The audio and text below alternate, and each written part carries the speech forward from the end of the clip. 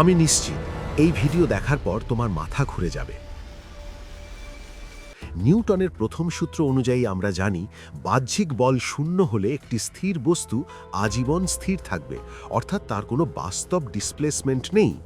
তোমার টেবিলে একটা বই আছে, যদি বইয়ের উপর কোনো বল প্রয়োগ না করো, অর্থাৎ বইয়ের উপর ধাক্কাধাক্কি না করো, তাহলে আজীবন বইটি টেবিলের উপর স্থির থাকবে।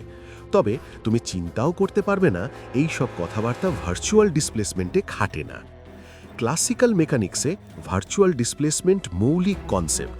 ভার্চুয়াল ডিসপ্লেসমেন্ট থেকে ডি অ্যালেমবার্টসের নীতি প্রমাণ করা যায় এবং ডি অ্যালেমবার্টসের নীতি থেকে ল্যাগ্রাঞ্জের গতির সমীকরণ প্রমাণ করা যায়। ল্যাগ্রাঞ্জের গতির সমীকরণ ক্লাসিক্যাল মেকানিক্সের প্রাণ। তাহলে বুঝলে ভার্চুয়াল ডিসপ্লেসমেন্টের পাওয়ার কত? একটা স্থির বস্তু আজীবন স্থির থাকে না। প্রত্যেক স্থির বস্তুর একটি ডিসপ্লেসমেন্ট বা সরণ আছে। কল্পনা করো তোমার ঘরের টেবিলের উপর যে বইটি আছে সেটার একটা ডিসপ্লেসমেন্ট আছে।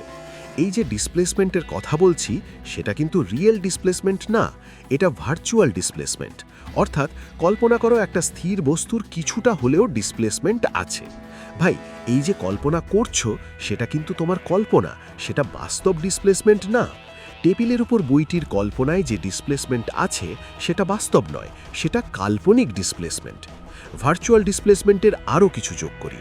ভার্চুয়াল ডিসপ্লেসমেন্ট হতে কোনো সময় লাগে না, অর্থাৎ এ বিন্দু হতে বি বিন্দুতে কণাটি পৌঁছায় কিন্তু কোনো সময় লাগে না। আর হ্যাঁ, এটাই ভার্চুয়াল ডিসপ্লেসমেন্টের অন্যতম বৈশিষ্ট্য।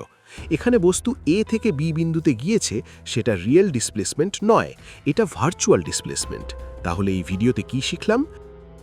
ভার্চুয়াল ডিসপ্লেসমেন্ট বাস্তব ডিসপ্লেসমেন্ট নয়, এটা গাণিতিক কনসেপ্ট। অর্থাৎ আমরা কল্পনায় ধরে নিয়েছি একটা স্থির বস্তুর একটি ডিসপ্লেসমেন্ট আছে আর সেটা ভার্চুয়াল। নিউটনের সূত্রের সাথে ভার্চুয়াল ডিসপ্লেসমেন্টের কোনো সংঘর্ষ হয় না। নিউটনের সূত্রে বাহ্যিক বল শূন্য হলে আজীবন স্থির থাকবে, এটা রিয়েল ডিসপ্লেসমেন্ট, তাই আমরা আজীবন স্থির দেখি।